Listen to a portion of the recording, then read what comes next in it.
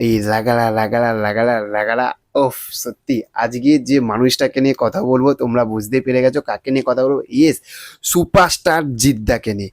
তো এই যে যে সোশ্যাল মিডিয়া, আমিও বলেছি, আমরাও বলি, অনেকে বলে যে জিদ্দা নাকি নিজেকে ভাঙে না। এই বিষয়টা নিয়ে কিন্তু মোটামুটি একটা তর্ক বিতর্ক চলতেই থাকে সব সময়। সেটা যে এখন বলে না, সব সময় কিন্তু একটা তর্ক বিতর্ক চলতে থাকে। তো আজকে সেখান থেকে ভিডিওটা খুবই শর্ট ভিডিও হবে, একদমই ছোট্ট একটি ভিডিও হবে।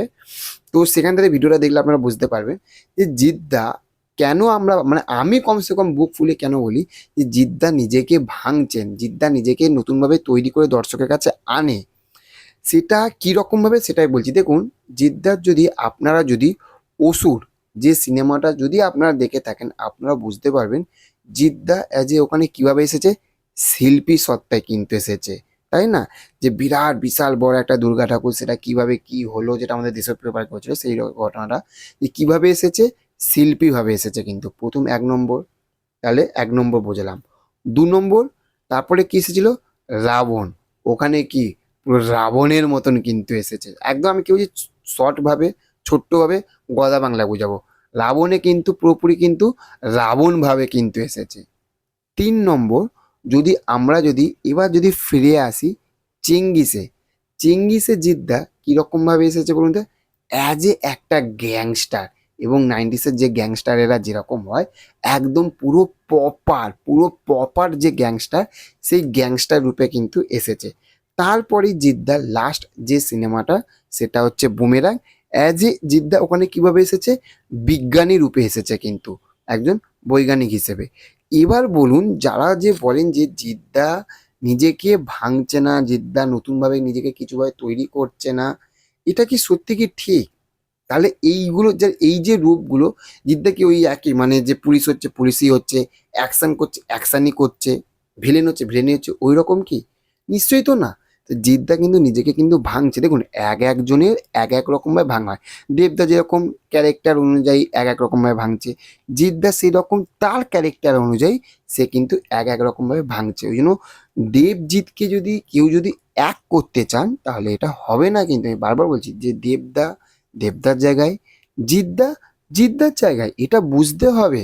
এখন যদি দেবদা জিদ্দা যদি এক হয়ে যায়, ধরুন দেবদা যে ধরনের বই করছে, জিদ্দাও সেই ধরনের বই করছে, তাহলে আমরা দুটো সুপারস্টারের কাছে তো সেই সেম জিনিস পাচ্ছি। তাহলে দর্শক কেন অত মানে ইন্টারেস্টেড হবে জিদ্দার কাছ থাকতে? কিন্তু দেবদা একরকমভাবে এগোচ্ছে, জিদ্দা একরকমভাবে এগোচ্ছে, তাহলে কিন্তু দর্শক কিন্তু আস্তে আস্তে কিন্তু ইন্টারেস্টেড হবে। এবং আমি মনে করি জিদ্দার যেভাবে সামনের দিকে এগোচ্ছে, কমার্শিয়াল সিনেমাগুলোকে যেভাবে এগোচ্ছে, দেখুন মানুষ যে যত ফেল করে না, সেই তত কিন্তু সামনের দিকে কিন্তু সাকসেস পায়। আমাদের এই যে দেবদা এখন যে এত সাকসেস পেয়েছে, তার আগে কিন্তু দেবদা কিন্তু প্রচুর স্ট্রাগল করেছে।